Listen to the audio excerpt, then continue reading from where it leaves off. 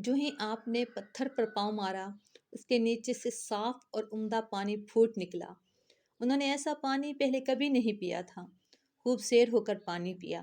پھر انہوں نے پوچھا، بھتیجے، کیا آپ سیر ہو چکے؟ نبی کریم صلی اللہ علیہ وسلم نے فرمایا، ہاں۔ آپ نے اسی جگہ اپنی ایڑی ماری اور وہ جگہ دوبارہ ایسی خشک ہو گئی جیسی پہلے تھی۔ حضور نبی کریم صلی اللہ علیہ وسلم چند سال اپنے دوسرے چچا زبیر بن عبد المطلب کے ساتھ بھی رہے تھے۔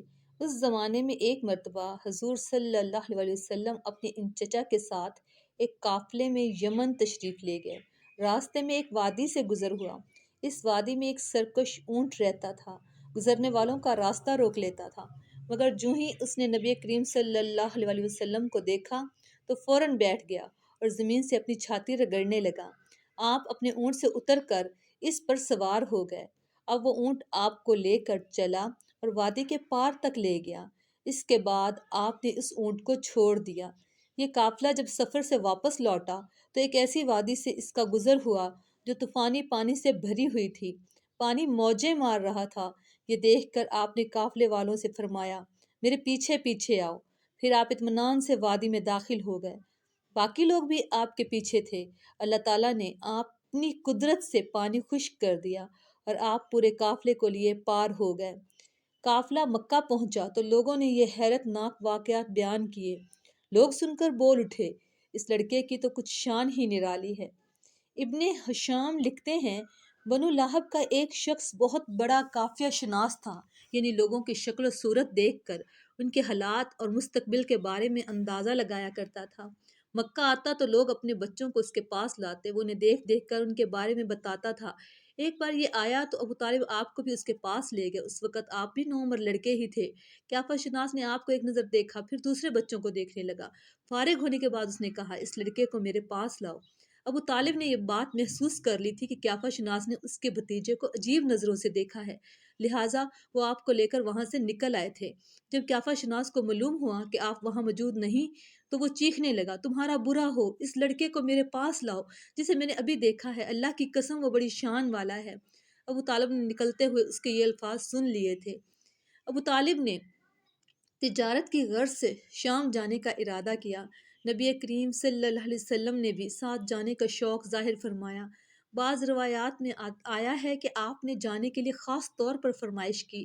ابو طالب نے آپ کا شوق دیکھ کر کہا، اللہ کی قسم میں اپنے ساتھ اسے ضرور لے کر جاؤں گا، نہ یہ کبھی مجھ سے جدا ہو سکتا ہے، نہ میں اسے کبھی اپنے سے جدا کر سکتا ہوں۔ ایک روایت میں یوں آیا ہے کہ آپ نے ابو طالب کی اونٹنی کی لگام پکڑ لی اور فرمایا، چچا جان، آپ مجھے کس کے پاس چھوڑے جا رہے ہیں؟ میری نہ ماں ہے نہ باپ۔ اس وقت آپ کی عمر مبارک 9 سال تھی۔ آخر ابو طالب آپ کو ساتھ لے کر روانہ ہوئے، آپ کو اپنی اونٹنی پر بٹھایا، رستے میں عیسائیوں کے ایک عبادت گاہ کے پاس ٹھہرے۔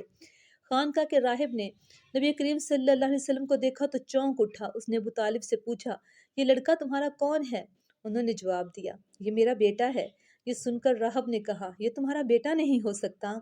یہ سن کر ابو طالب بہت حیران ہوئے اور بولے، کیا مطلب؟ یہ کیوں میرا بیٹا نہیں ہو سکتا بھلا؟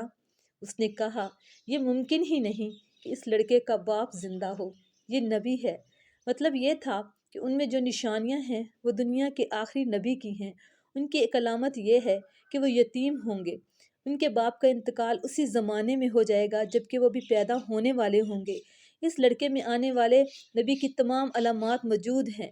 یہ ہے کہ بچپن میں ان کی والدہ کا انتقال بھی ہو جائے گا۔ اب ابو طالب نے اس راہب سے پوچھا، نبی کیا ہوتا ہے؟ راہب نے کہا، نبی وہ ہوتا ہے جس کے پاس آسمان سے خبریں آتی ہیں اور پھر وہ زمین والوں کو ان کی اطلاع دیتا ہے۔ تم یہودیوں سے اس لڑکے کی حفاظت کرنا۔ اس کے بعد ابو طالب وہاں سے روانہ ہوئے۔ راستے میں ایک اور راہب کے پاس ٹھہرے۔ یہ ایک خانقاہ کا عابد تھا۔ اس کی نظر بھی نبی کریم صلی اللہ علیہ وسلم پر پڑی تو یہی پوچھا، یہ لڑکا تمہارا کیا لگتا ہے؟ ابو طالب نے اس سے بھی یہی کہا کہ یہ میرا بیٹا ہے۔ راہب یہ سن کر بولا، یہ تمہارا بیٹا نہیں ہو سکتا، اس کا باپ زندہ ہو ہی نہیں سکتا۔ ابو طالب نے پوچھا، وہ کیوں؟ راہب نے جواب میں کہا، اس لیے کہ اس کا چہرہ نبی کا چہرہ ہے، اس کی آنکھیں ایک نبی کی آنکھیں ہیں، یعنی ایک نبی جیسی جو آخری امت کے لیے بھیجے جانے والے ہیں۔ ان کی علامات پرانی کتابوں میں موجود ہیں۔ اس کے بعد یہ قافلہ روانہ ہو کر بصرہ پہنچا۔ یہاں بحیرہ نام کا ایک راہب اپنی خانقاہ میں رہتا تھا۔ اس کا اصل نام جرجیس تھا، بحیرہ اس کا لقب تھا۔ وہ بہت زبردست عالم تھا۔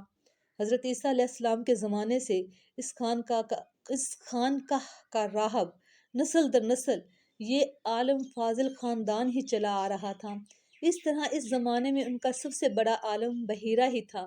قریش کے لوگ اکثر بحیرہ کے پاس سے گزرا کرتے تھے، مگر اس نے کبھی ان سے کوئی بات نہیں کی تھی۔ مگر اس بار اس نے قافلے میں آپ کو دیکھ لیا تو پورے قافلے کے لیے کھانا تیار کروایا۔ بحیرہ نے یہ منظر بھی دیکھا کہ نبی کریم صلی اللہ علیہ وسلم پر ایک بدلی سایہ کیے ہوئے ہے۔ جب یہ قافلہ ایک درخت کے نیچے آ کر ٹھہرا تو اس نے بدلی کی طرف دیکھا۔ وہ اب اس درخت پر سایہ ڈال رہی تھی۔ اس درخت کی شاخیں اس طرف جھک گئی تھی جدھر نبی کریم صلی اللہ علیہ وسلم موجود تھے۔ اس نے دیکھا بہت سی شاخوں نے آپ کے اوپر جمگٹا کسا کر لیا تھا۔ اصل میں ہوا یہ تھا، جب نبی کریم صلی اللہ علیہ وسلم اس درخت کے پاس پہنچے تو قافلے کے لوگ پہلے ہی سایہ دار حصہ پر قبضہ کر چکے تھے۔